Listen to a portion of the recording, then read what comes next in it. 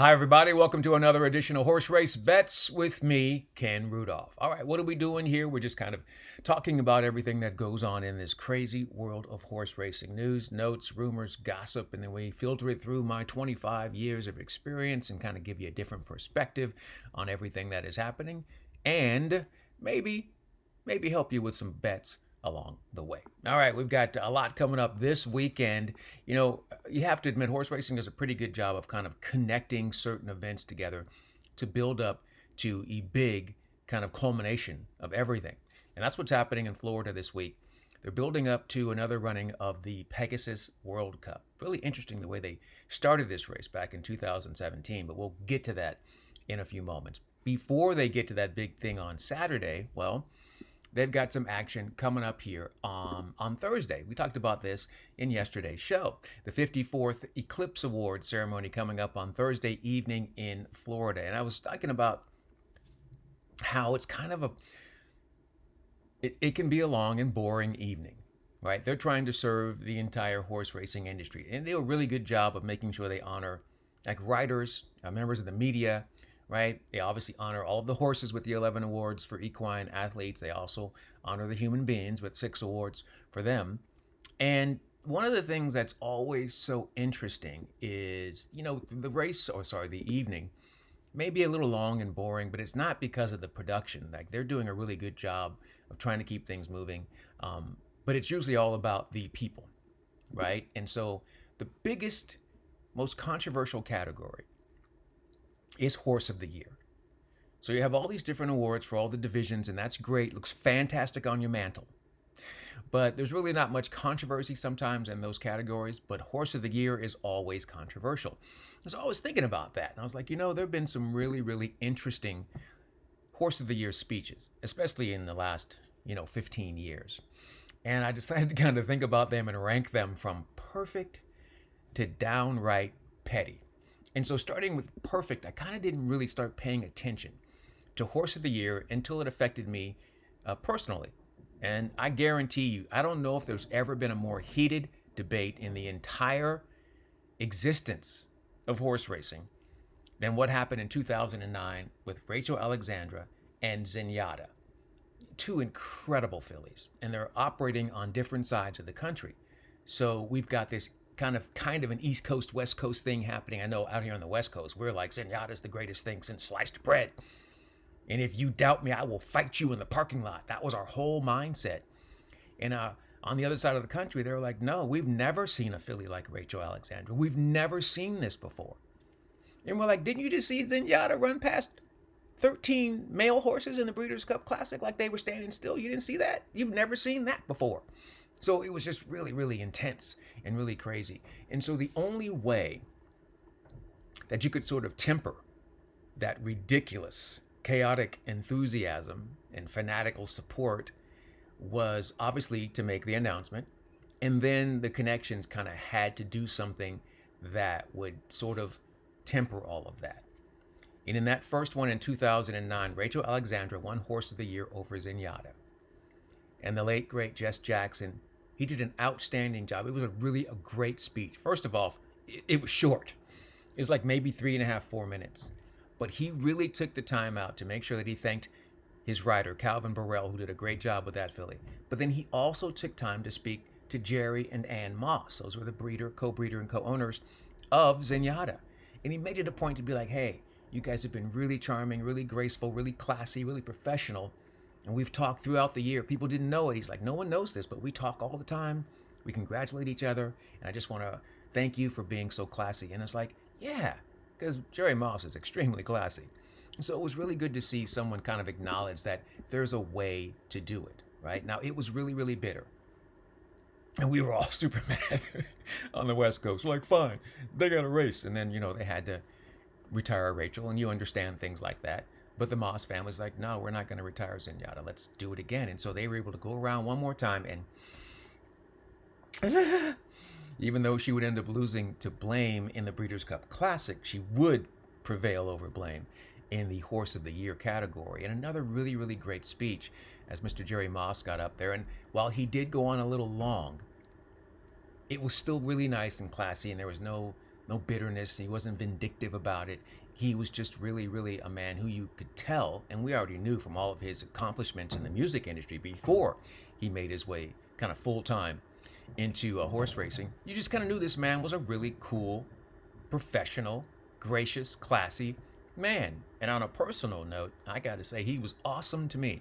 You know, let me be kind of a part of that family, starting with Giacomo.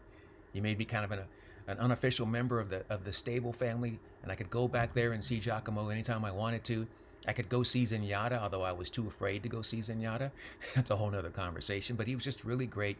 Even after that, I left the industry, and I called him for advice about my musical catalog and what I could do to get it into marketing, and he was really great. He talked to me on the phone and gave me advice about how to place my music. He was a really awesome person. Miss that man. It was really, really great. So there are lots of situations where horse racing is able to get it right. And then there are situations when things start to kind of go awry. So we all know the story of California Chrome, right? That's a great rags to riches tale of these two individuals who saw this pedigree and said, hey, we can make something happen, and they did. They caught lightning in a bottle, which is what everyone's trying to do in horse racing, right? Steve Coburn and Perry Martin did a really great job. So when they were able to win Horse of the Year in 2014, California Chrome had an incredible season. They were able to win over Main Sequence. They did something right. Art Sherman, the legendary trainer who at the age of 77 was the oldest trainer to ever win a Kentucky Derby when California Chrome won. Art Sherman is fantastic. And I spent a lot of time with him and Alan and the family when they were letting me be a part of the California Chrome ride. So I followed them around for 2 years. They were fantastic to me. Art Sherman was great, gave a great speech. It was short. And then Steve Coburn got up there, and even Steve, super humble, and you could see, and he just was really gracious and thanked all the fans, and they weren't up there very long at all. And there were maybe 8, 9 people on the stage at that particular time. And it was perfectly done, right? Very well done. They appreciated everybody. And we were like, hey, that's really great.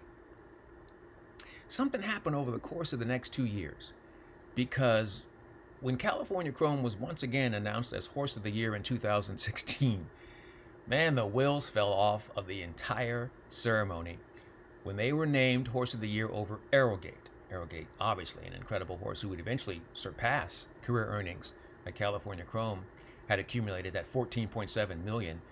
Arrogate's like, psst, get out of the way, I'm gonna take all of that money.